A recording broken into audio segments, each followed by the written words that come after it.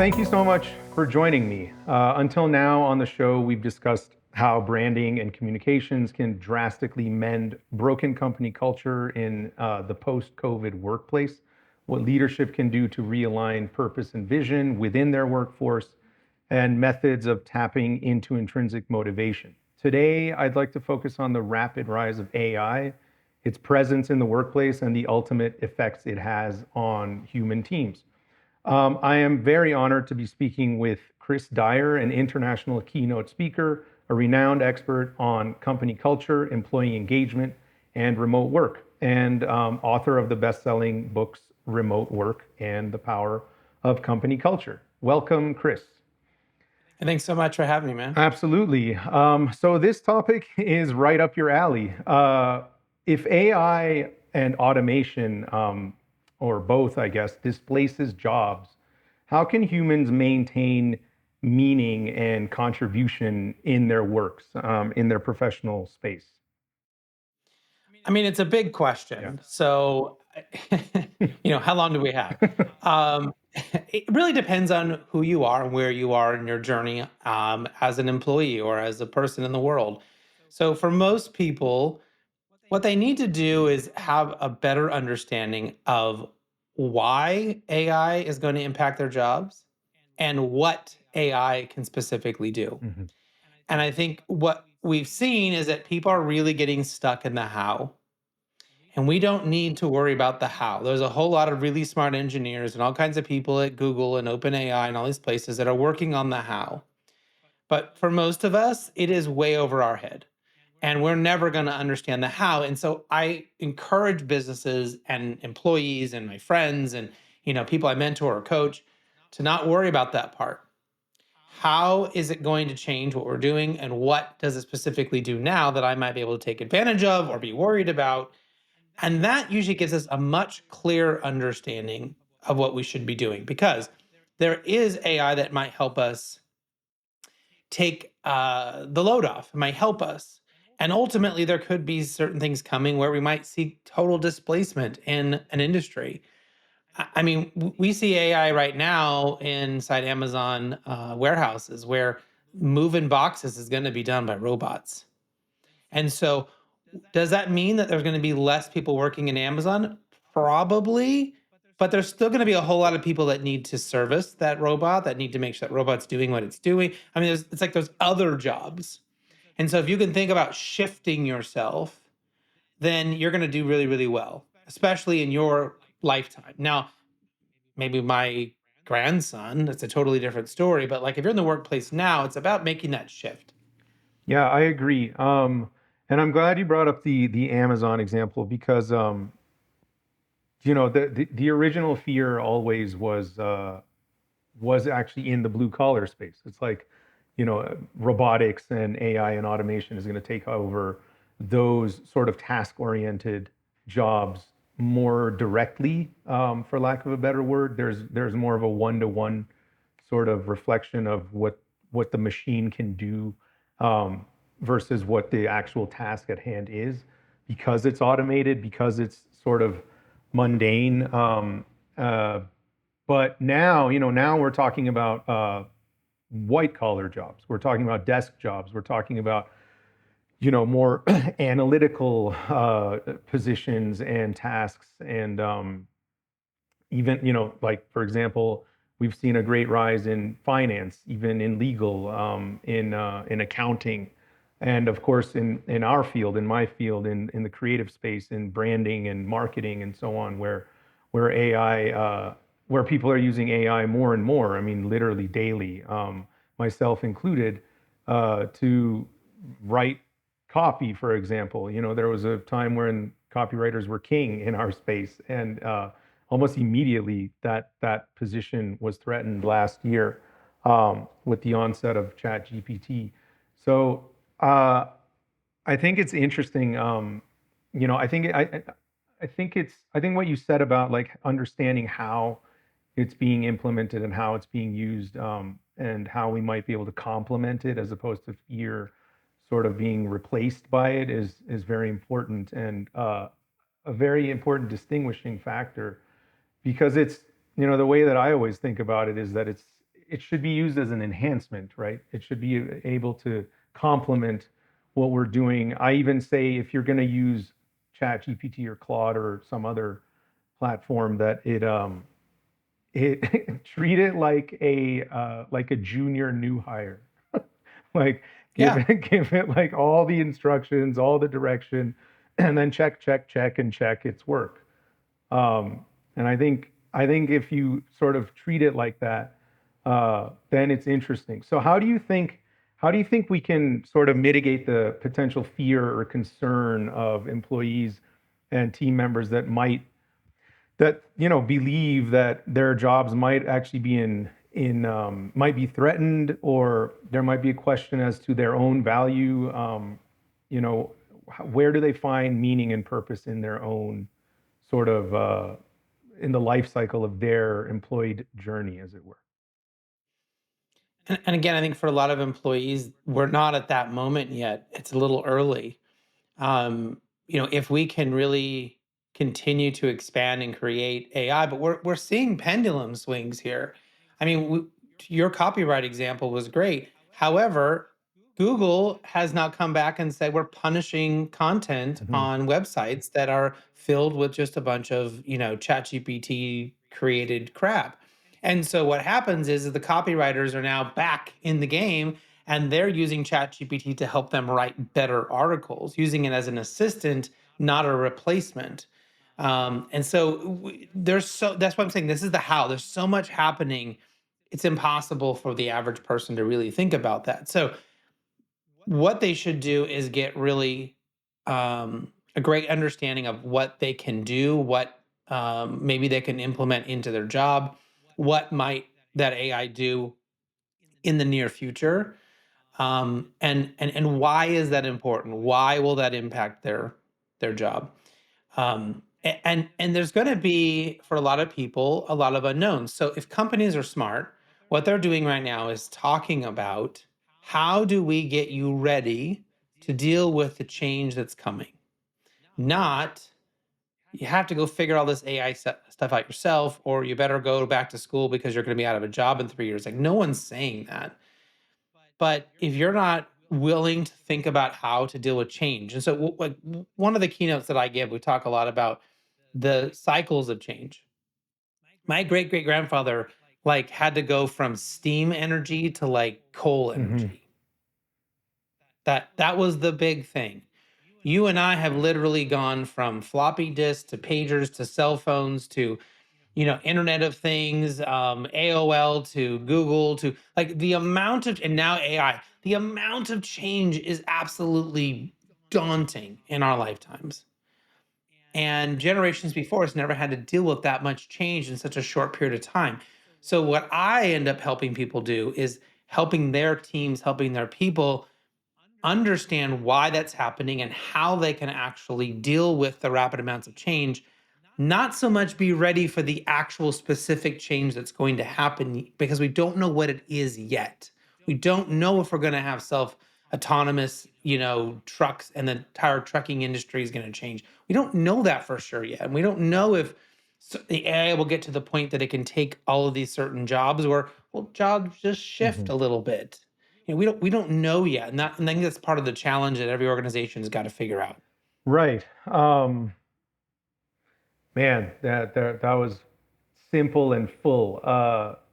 Made me think of pagers. That's so funny. The the So I mean, even theoretically, though, right? Like we don't necessarily know for sure, but I think one thing you said that really stood out to me was just sort of figuring out how to adapt.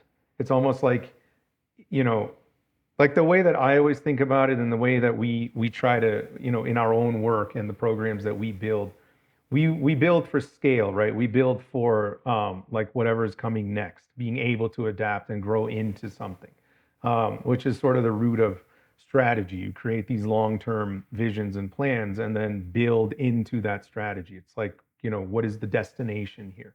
So if the destination is um, like to the point where we're sharing the workplace with machines, then what's required uh, for example, I always think of like training programs, like giving people a reason to find more fulfillment in whatever it is they're doing. To where their quality of life is being affected to the point where they feel like they have a better quality of life because they're learning more, like what humans were made for, which is exploration, creativity, emotional thought, critical thinking, and so on, and being able to like learn more skills. What is the there's a phrase for these upskilling and reskilling, um, where you're basically training all the time, and you're at it, training while you're working, training while you're building, training while you're growing, etc. So that you're consistently exercising the mind and finding value in your presence and in your teamwork and so on. What do you think about those kinds of applications? So it's really important that people think about doing that. What we've seen is that companies are traditionally terrible at doing this as being the lead for this. So where we see it being a lot better is if companies are allowing people the time to go and upskill and reskill how they feel best. Maybe you give them a list of options or resources. But I mean, listen, if I told you, hey, we're going to go on a 6-month trip, and I'm not, that's all I'm telling you. You're going to be gone for 6 months or go 3 months or whatever. So you might go back and study. You might be prepared to learn a new language or, figure out how to read a map, or like there might be things you might do academically. You might also say, I'm going to go start working out every day. Hmm. I'm gonna start walking. I'm gonna start lifting weights. Like we're going on 3 months. You're not telling me if I'm going to Kilimanjaro or if we're just gonna go walk in New York. Like I've not told you what that journey is gonna be. But each person is gonna kind of decide what they can do to be prepared for this unknown thing that's gonna happen. And so when companies sort of force people into, well, you're all gonna go to the gym, and you're gonna do this one program, this one thing that doesn't necessarily address the varied amounts of things that we may need to be prepared for. And so that's why it's much better if the company says, we want you to take 5 hours a week or 10 hours a week or whatever it is, or one day a week to go and learn one of these things that we think could be important, to go and that's where we see employees get really excited because they have that choice and that freedom to say, I'm really interested in this, or I'm really interested in that, or this kind of ties into my work, and I can go get upskilled or reskilled or whatever that may be. Instead of just like, we're going to force you into this one alley in this one area, and that doesn't tend to work. On the flip side, if you want to look at it from like a futurist standpoint, what would I expect to happen in a lot of countries? Probably not the United States. It'd be wonderful if this would happen in the United States, but I don't have the greatest confidence. This will happen in the Sweden and Norway and Denmark probably first, and probably follow suit in a lot of parts of Europe for sure. And that is, and maybe in parts of Asia. But this is going to be where the technology releases us from this need to have to work 40 hours a week. That maybe this could allow us to only work half the time or 2/3 of the time. And maybe that extra time we could spend with our families or raising our kids better. Or maybe you take that time and you're going to go volunteer in your community or to make the world a better place. Like, can you imagine an entire army of Americans if they had a third of their work was they had to go volunteer, they had to go help paint a wall or help a homeless person or like go to a food, like the amount of insane change of good that would create. And we wouldn't need to tax everyone, we wouldn't need so many programs. Like we could really reverse engineer this whole thing by allowing AI to take some of the junk off of our table, off of our plate and our work. I don't know if we'll ever get to that. That's my hope and my dream. I know some people in Congress have already talked about, should there be a 38-hour, 30-hour work week? Like, smartphones are supposed to save us time, AI is supposed to save us time, and yet it seems like we're all working harder than ever before. So there's going to have to hopefully be someone out there that takes the lead on that and shows us the way.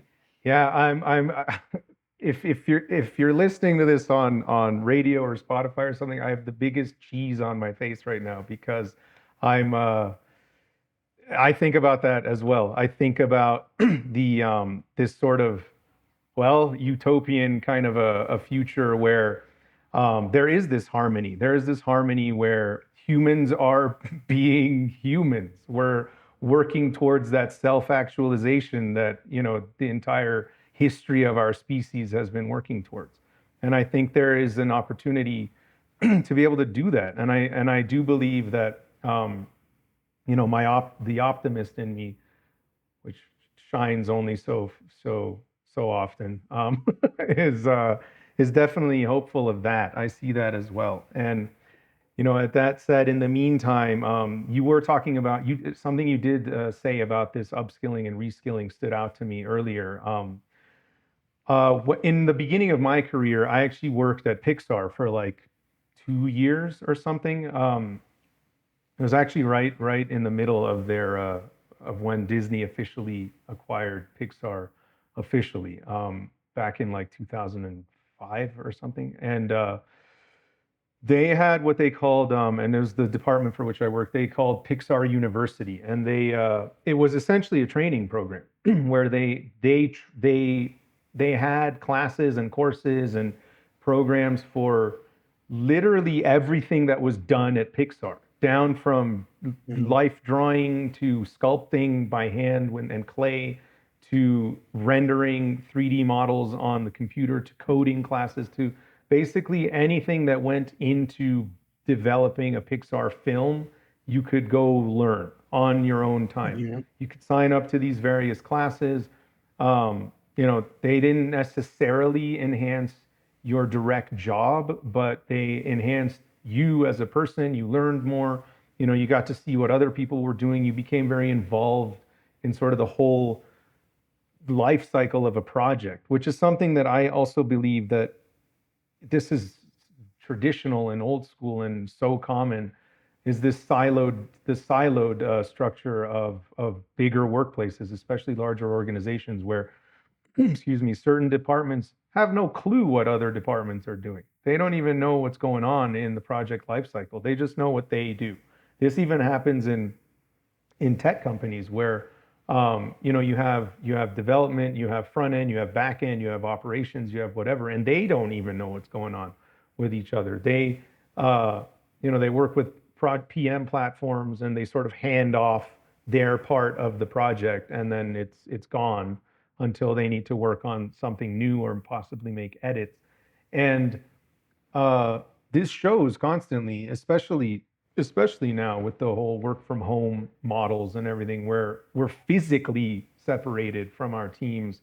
And as you know, probably better than I do, that in itself affects all kinds of motivational factors and desire to do what you do, and finding purpose in your sort of existence in the workplace and in this chain, as it were. And how does my involvement even affect the customer? Like, does the customer even feel what I did here? I feel like, as part of these training programs, and I agree with you, I don't think forcing anyone into one particular path or anything ever works. I don't think that works almost ever, unless it's you have to be a very sort of specific kind of character to follow orders like that. And certainly in my field, creatives, forget it, are basically artists. They they don't work well with authority. So um,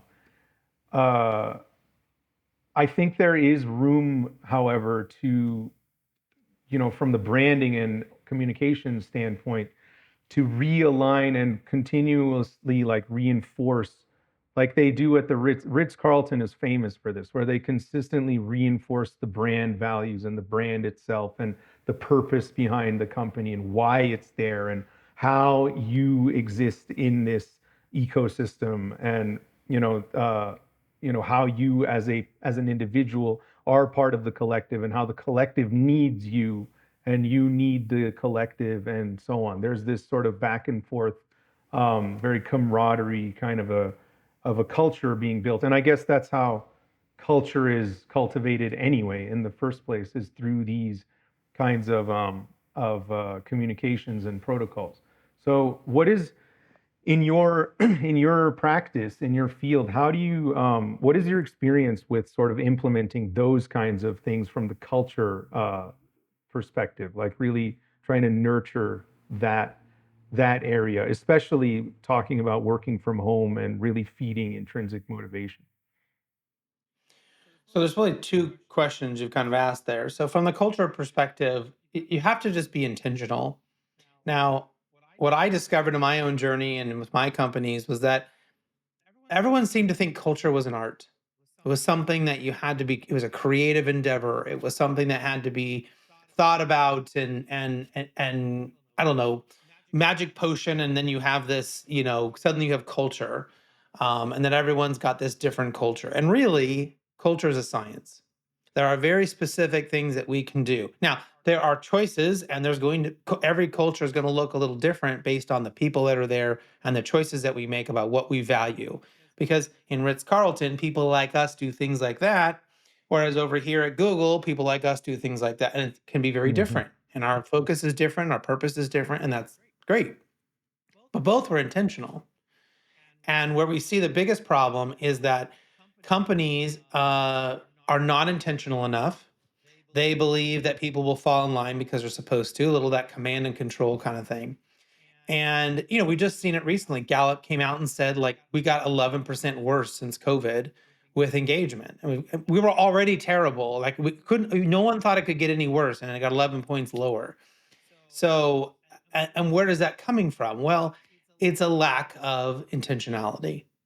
And I have this like vision in my head of a good culture, and it's sort of like a neighborhood where everyone's kind of helping and doing different things, and someone's planting, food, and somebody else is like making sure we have fresh water, and like all these people are doing different things. And like a bad culture is like some jerk CEO standing in the middle of the desert with a shovel, trying to like, dig that first hole and saying, "Why is my culture suck?" Right? It's just like all by it takes a community, it takes intentionality, it takes complexity.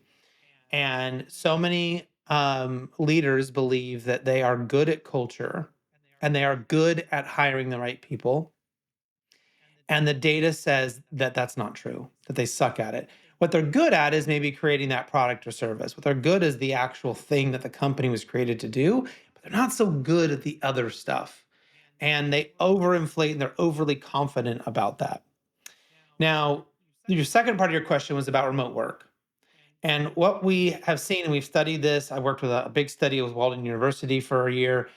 And what's really surprising, and this is why companies struggle with remote work, is that when people go remote, their entire value system flips upside down. So there's like six things that they really value. And when you are in a company, when you drive into an office on a consistent basis, personal connection is the most important thing to your job because you have to navigate people all day. You like to be near Bob in the cubicle next to you who types too hard and like microwaves fish. Like you have to navigate these people all day long. Okay. Now, when you go home and you don't have to navigate that, you got to be on Zoom calls, but like you don't have to deal with like people in your space. And like you can technically like shut off that call for 5 minutes and get your sanity back. Personal connection is still important, but now it becomes the least important of the important things. And work life balance is the least important thing when you go into an office because you go to an office, your day starts. You leave the office, your day ends for most people. And so balance is much easier to facilitate. When you are working remotely, work life balance is the hardest thing. It's the most important and also the hardest thing because you got to like turn the computer off yourself. Right. You got to find ways to shut off yourself, not sneak back to your computer at 9 p.m. and answer a few more emails that you would have never done if you went into an office. And also, we value that ability to have the autonomy to do our own work. And so what happens is that managers and companies go, "Oh, engagement went down a little bit. Let's go deal with personal connection. Let's go massage people on the personal connection level." And they're like, "We don't really care about that. I don't need a beer Friday on a Zoom. Like, that's not going to solve my problem. I need you to leave me the F alone. I need you to let you get my job done. I need you to get your machete out, senior leader, and clear the crap out of my way so I can go get this thing done.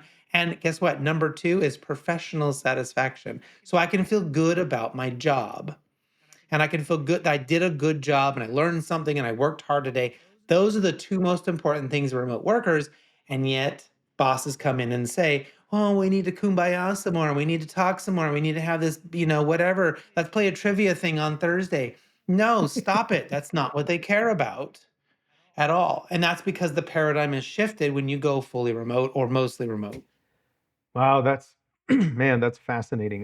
Because when you formalize it, it makes so much sense because that is what happens. And in fact, so that's a great segue into something I think about often. Have you so what are the excuse me. So work from home was like tailor made for older sort of mid to older year millennials and younger to middle year Gen X's. It was like the easiest transition for our sort of age group. It was um, at least from what I've read and from what I've heard and everything. Maybe you can enlighten me, but and it was also very difficult for older Gen X's and Boomers, and very difficult for younger people, younger millennials and Gen Zs, and specifically because in my experience and what I've learned is for the younger people, it was because they hadn't had the experience yet, so they didn't have sort of in a word, the discipline or the know-how of how to, navigate the workplace and how to even learn the tools and the programs and the software. There's also a misconception that younger people are technologically very savvy, which is not necessarily true. Like they might know how to use the stuff, but they don't know how to use it like effectively. They're masters of the internet. They're masters on social media and the internet, but when it comes to like inner office programs, PM tools, ERP systems, and this kind of stuff, it's all very alien to them.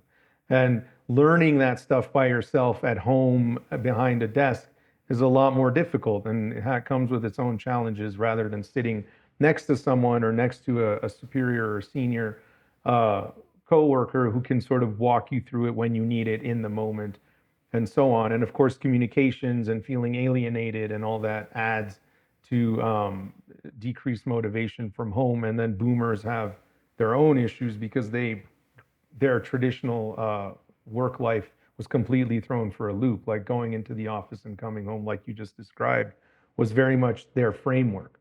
And so my question is, have you noticed these discrepancies between age groups, and how would you potentially apply these notions that you're talking about to help, let's say, the younger generation in finding both value and motivation and feeling good about, like, do those priorities that you listed still fall into the same framework for the younger generation, for example?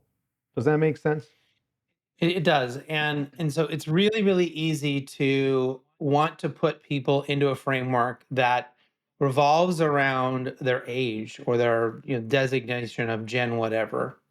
And that sells headlines and it sounds good and it's a really easy way to think about it, but it's totally wrong. And the reason for that is that what we see when we go back and study this is it's not their age. There are some things that a generation may have or have not. As my good friend Matt Havens likes to say, you're either old or you're young. Like there's kind of two groups in work. All of this, like breaking it down into 9 different generations, is a bunch of crap. So what did we actually find out?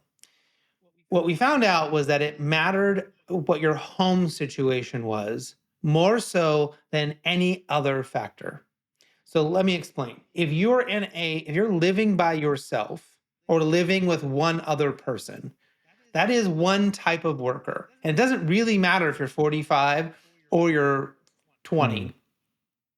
Because if you're doing remote work or mostly remote work and you live alone or only with one other person, you lack a network, you lack a community, you lack the ability to have like friendships and relationships that normally might have happened at work. You may have had a work best friend. You may have had people you go out to lunch with. And so a certain amount of like your social time may have come through work. And now it doesn't. And so how do we create some moments at work for those people that are important and good? And maybe those people do want the trivia Thursday and they do want the Friday Right. Zoom beer thing, and that's okay because they have a particular need. And again, they could be 65 and still need that, and they could be 15, maybe not the beer thing on 15, but like, the age is irrelevant. It's their situation at home. And so that also means that we have to be coaching those people to say, listen, we only see you in the office twice a year. Where do you get your social outlet? Do you have a group? Are you involved in a club? Do you have hobbies? Do you have an interest? Like, do you, if whether it's a church or whether it's a car club, whether it's, I don't care. Where do you go to get community? Because it's not going to happen here if you're working fully remote. Where can you go to get maybe expand your business network? Can you go to networking events in your local area? Like, those are things we have to coach those people with.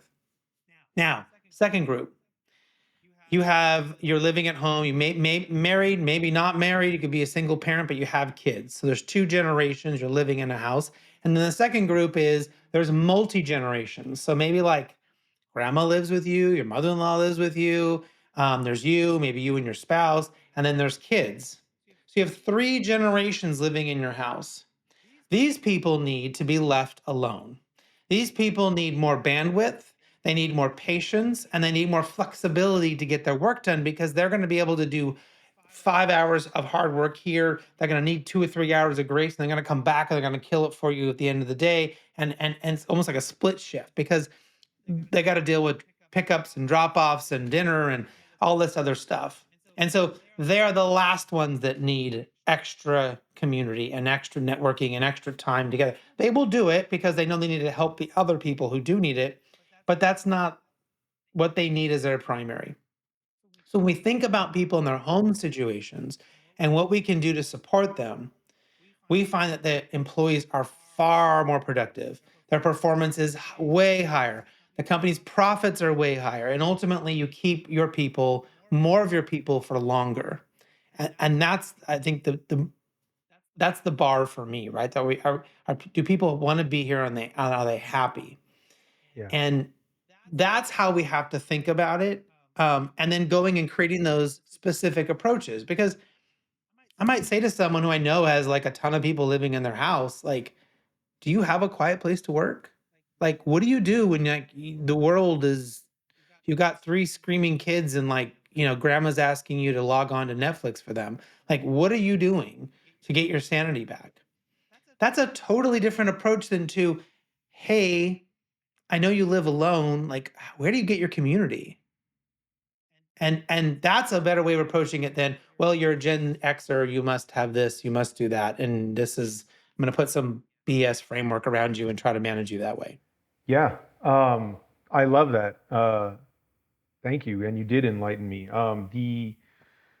So it's like, I mean, it's still, it's still categorical, but it's more about lifestyle, specifically than age. I mean, age Yeah. essentially goes out the window, and you explained that really well. You broke that down really well. So thank you for that. So I think even in that capacity, then, because it's categorical, you can still, because my mind went straight to what if it's a larger company and like creating these support systems for all your people, essentially, without creating a cumbersome individualistic sort of model, because that's just not, it's not sustainable. It still has to be, for this type of person, this category of person, we want to offer these kinds of models or support systems or programs or whatever. And as I'm thinking about, going back to like the AI conversation and automation and even just overall employee engagement and building culture and creating an environment where people want to work, right? Like at the end of the day, as a company or as a leader, you don't want people to come and go all the time. You want them to stick around, especially if they're good at what they do and they're really contributing, and we see this give and take, and you're giving them and they're giving us. And to your point, your profits go up, your productivity goes up, and so on. But there still has to be a sort of scalable and sustainable way of applying that kind of support so that people do feel valued and they do feel like they have the space to live their lives in this particular lifestyle if they have kids or if they have the grandma or if they do require a community because they live alone or whatever. Then there has to be, how do you go about creating programs that are accessible across the board? Is it just sort of like let's just say as an onboarding practice, you hire somebody new, and then as part of their onboarding, you sort of figure out, or you give them options. You're like, if you're in this category, you have a family and whatever, these sort of things might be useful for you. If you're in this, then these sort of things might be useful for you. Is that how you would think about it? Yeah, so the company or the HR department need to be really thinking through what are the things that we're going to offer and we're going to talk about, and that we give training to our leaders on what we're going to do and to think this way. But ultimately, it's the leader's job. It's that middle manager's job who's managing 10 people or 5 people or whatever. It's their job to go and have those conversations Hmm. and to have that varied approach, that hopefully they're not managing too many people, that they can think about it and have that approach.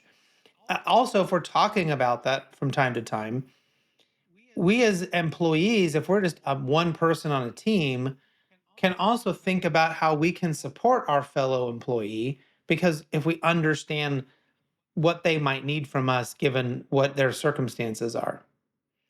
I mean, I had employees that, like, if I just left them alone, that was all they wanted.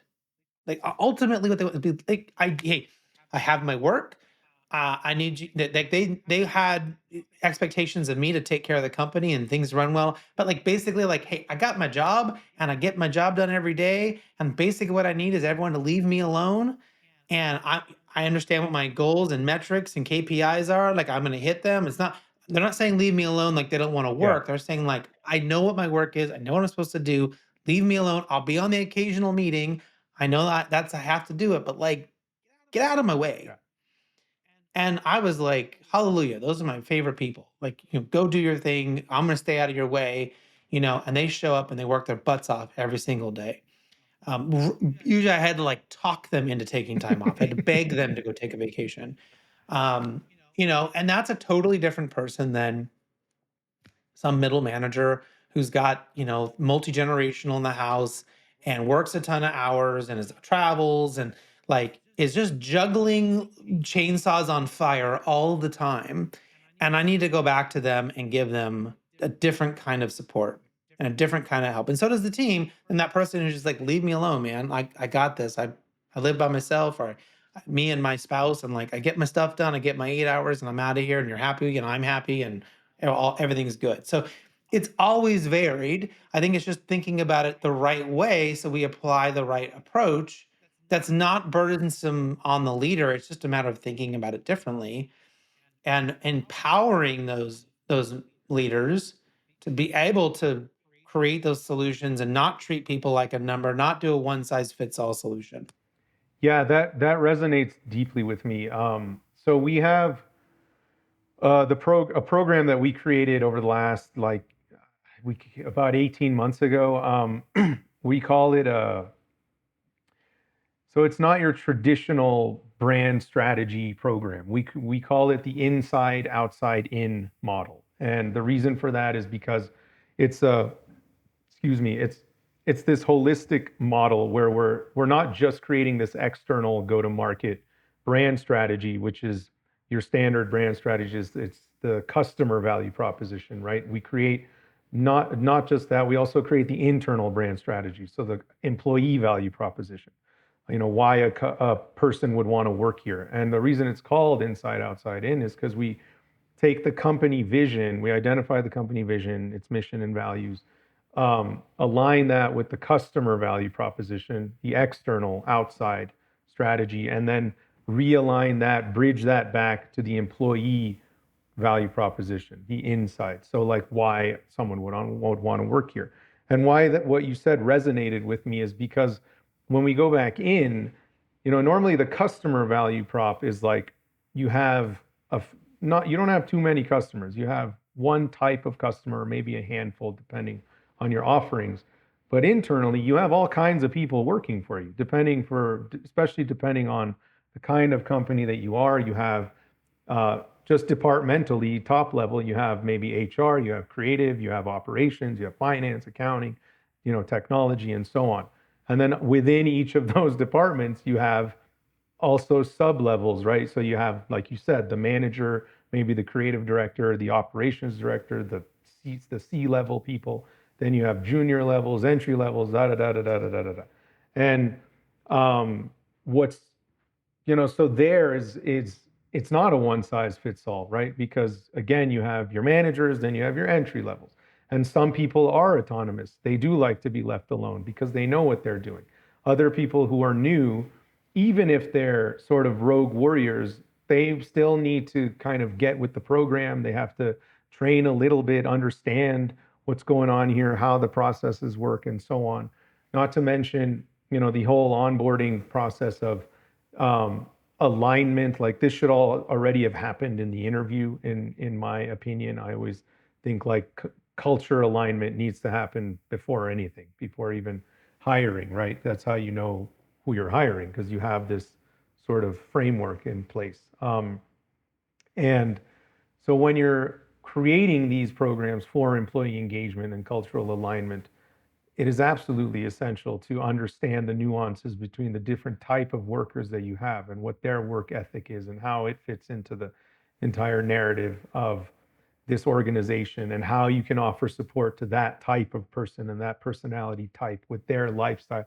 I love what you said earlier. That really changed my outlook on this with respect to forget the age and look at lifestyle. I think that's really cool. And it's such a it just makes so much sense. It really like a light bulb went off in my head when you said that.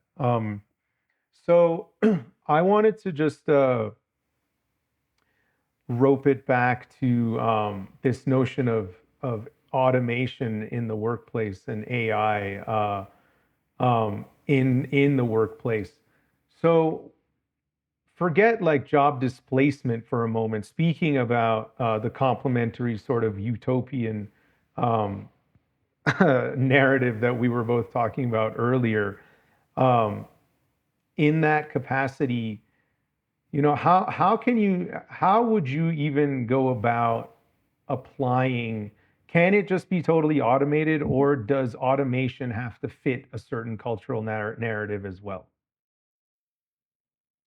Well, when you say can you automate, what are we automating? Just all work in general? Yeah, like anything that can be automated, like let's keep it simple for now. Let's say like task-oriented jobs that can be automated down to like analysis.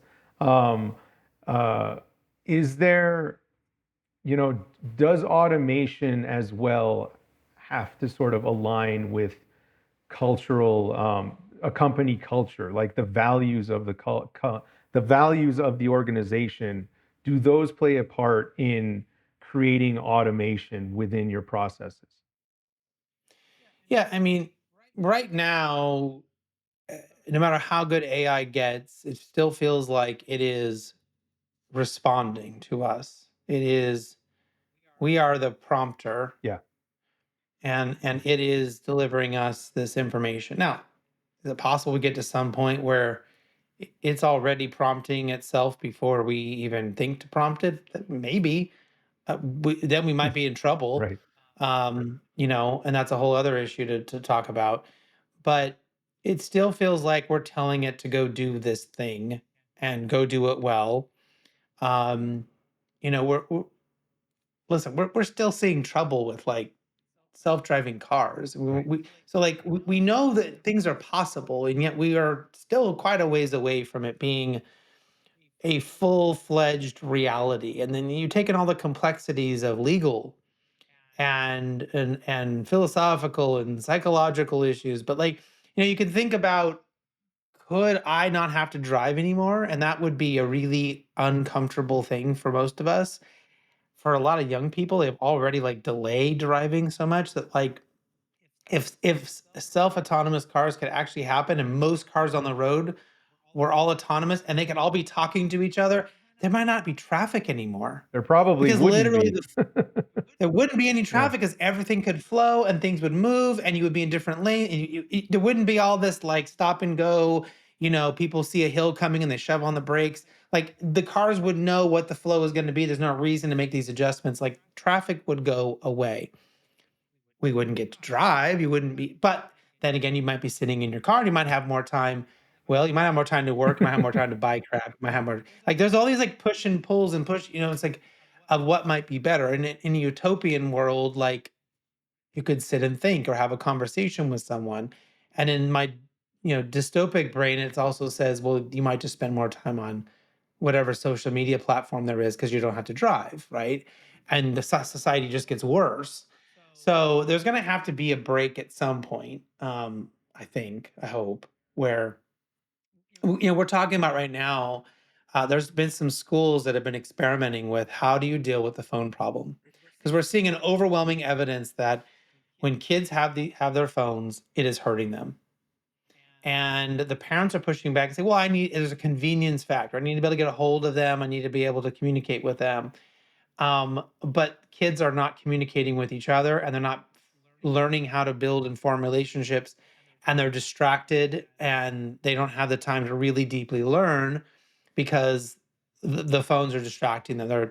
Whether it's just taking their attention away or whatever, or it's just a habit, or they think to go tell their friend something by going on an app and doing it, not going up to their friend or passing a note like I used to do. Um, and so we are seeing schools that are putting in some pretty cool, pretty revolutionary ideas and seeing really, really huge changes in how the kids perform and their mental health improvements and their friendships and like everything getting better by taking that technology away. And so it's not always necessarily a let's have more technology, more AI, more automation everywhere. It's like, where do we put it that it makes sense to be helpful to humankind? And where do we intentionally remove it and say, no, it should not be here at all? Like the whole like people having chat GPTs or therapists and stuff is kind of weird. Like, does that gonna make people more lonely in the end than like actually going and getting a therapist or a friend? We'll see. Right. But it's like kind of this like in some areas it really needs to be ramped up, in other areas it really needs to be pulled back. And if we can figure that out, we're gonna do great. And if we don't, then I don't know. It's gonna be something out of a sci-fi movie. Yeah, absolutely. And it's interesting you brought that up about schools because that's where it all needs to be stemming from anyway. I mean, even as it is being introduced now, obviously we are experiencing it in our work, in our daily lives, to the point where again people are using it daily, myself included. And I think it's just very important to remind from a young age to be teaching. This is where like design concepts come into play, design thinking, thinking critically, thinking with empathy, thinking emotionally, emotively, creatively, really harnessing the power of the human mind and getting out of this whole task-oriented um, society and system that we've built over our history. We've all been sort of trained to do this thing, then get out, then do this other thing in order to do this other thing, and it's all very like task-based, task-oriented, as opposed to you know reaching for enlightenment and overall progress and societal progress and growth and so on. And I think starting at in the school level, at the elementary level, then there is a capacity to essentially say get to where what you were just describing, where there is the area where automation and machines are not only needed but very useful and complementary and offering us the freedom to do whatever it is we want to do, in addition to just being completely free of the technology to continue being human and experiencing the human trajectory and what it means to be human, the whole search for the meaning of life and all of this is relevant. It's completely relevant. And machines are part of our evolution. I mean, it's literally part of what's happening in our evolutionary timeline. So, and I think there is a place where we can not only be reminded of our humanity, but our humanity can enhance because of the complement of machinery, to your point, where we have time to get out of this task-oriented, monotonous sort of daily life. And that, like most things, starts in school. I think teaching kids how to think that way, and then growing up in a world where we're complementary with machines and apps and software, and not letting it consume our lives. I mean, to the point where, the other, where we're getting dumber because we just literally rely on machines to tell us what to do. We seek for answers on machines as opposed to searching our own mind. I mean, when most people don't even remember phone numbers anymore. I only remember two phone numbers, my own and my mother's cell phone from when I was a kid. Like, that's it. It's crazy. So I hear what you're saying. Is there we're coming up on the end here. Is there anything you want to add, or any last thoughts you want to leave us with, Chris? I always like to remind everyone that sort of two things. One, what you focus on grows. So if you focus on what's working, if you focus on who's, not meeting your expectations, like whatever thing you kind of put your energy at, I notice that gets bigger. So I always find if we put our energy towards the good things, the things that are working, the things that are going well, that those get bigger, and the little problems and the tiny things that annoy us kind of go away, and they become less relevant. And a lot of struggling leaders spend all their time focusing on the annoyances and the small stuff, and they forget about the good big thing, and it doesn't work out, and then they don't have a job, or they're unhappy, or they leave, or whatever. So and the other one is like, what would happen if today, all day, you said yes to every question that was asked of you? How that might change your life, how that might change your world.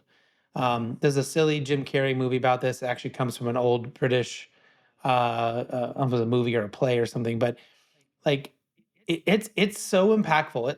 It changed my life to do that. Now, don't tell anyone you're going to do that, and you can use yes and yes but to kind of help you navigate some of those things. Like, maybe like, Chris, there's no way my teenager is going to ask me if they can drive the car. And I'm be like, yes, but I need to go with you. Or yes, and if you get good grades, or like, there's a way to get around it, but still say yes and be positive in your life, instead of being the no person all the time, who's always defending and blocking and saying no, and not being open to new things. It just radically changed I didn't tell anybody, but in 2018, I said yes to every single question. And it took me to places I never expected, in places around the world I never expected to be, and totally changed my life. So I always suggest people give that a try. That's so cool. That's awesome. It's also the root of design thinking, what I was talking about earlier. It's a yes and model. Yes and yes and. Chris, it was an absolute pleasure speaking with you today. Thank you so much for coming on the show. And let's definitely keep in touch. I would love to. I could talk to you all day about this stuff for sure. So I hope you had a nice time, and thanks again for joining me. I had a great time. And if anyone would like additional resources or to connect with me, they can text just my name, Chris, to 33777, and that'll get us connected on my email list, and I'll get you some additional resources if you're interested. Wonderful. Thanks again, Chris, and have a wonderful weekend. Thank you. You too. Take care.